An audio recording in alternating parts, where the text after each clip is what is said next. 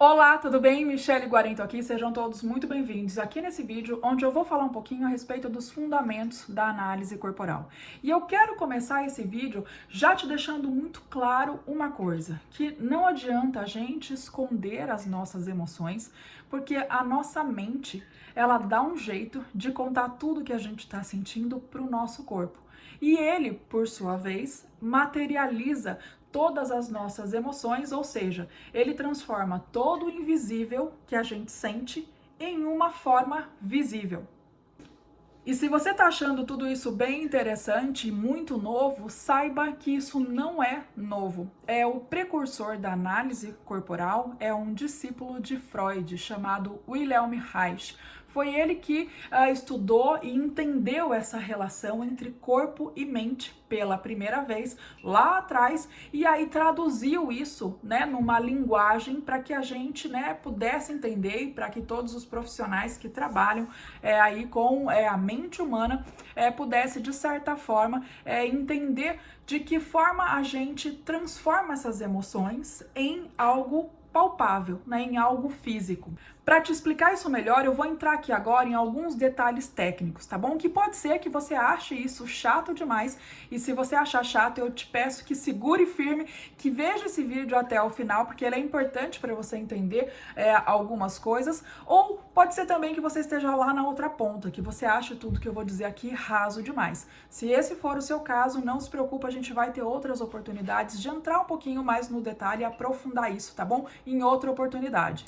Então, a formação dos traços de caráter, ela começa lá no útero da mãe, lá enquanto a criança está na barriga da mãe ainda, e ela vai se completar, ela vai terminar quando a criança atingir algo em torno de 5, 6 anos de idade. Por isso que a gente diz que a primeira infância é algo super importante. Agora, isso vai fazer muito sentido, você vai entender por quê.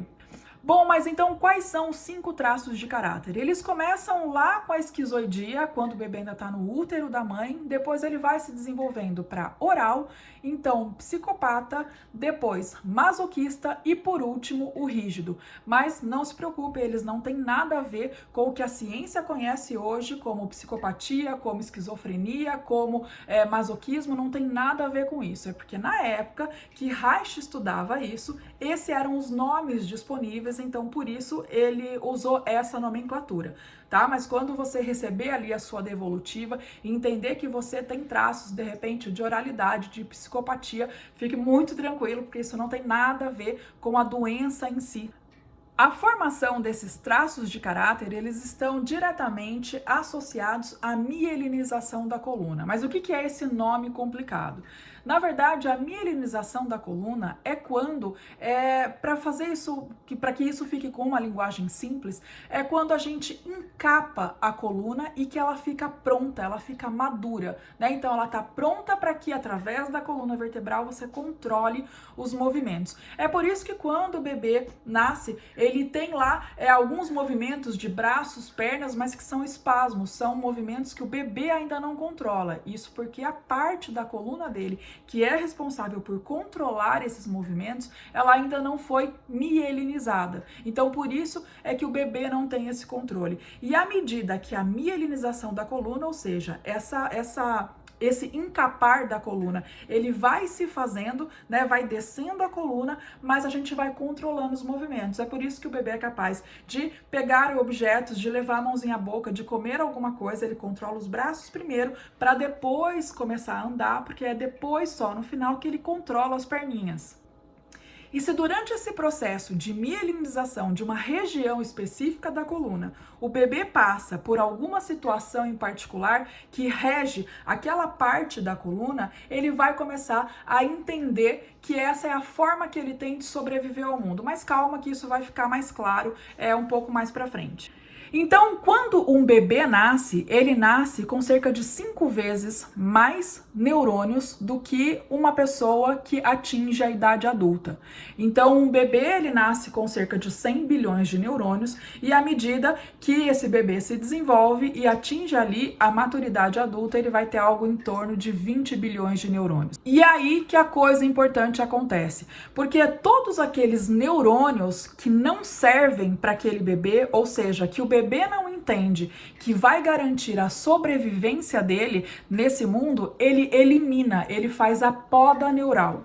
É por isso que muitas pessoas são mais emotivas do que outras, porque para sobreviver, aquele bebê, para sobreviver no mundo dele, ele precisou ser mais emotivo. Ou o contrário, aquele bebê, para sobreviver no mundo dele, ele precisou ser menos emotivo. Então ele vai escolher quais são os neurônios que ficam, quais são as sinapses, que é a conversa, né, entre os neurônios. Então, quais são as sinapses que interessam para ele e quais são as sinapses que não interessam e que ele pode eliminar.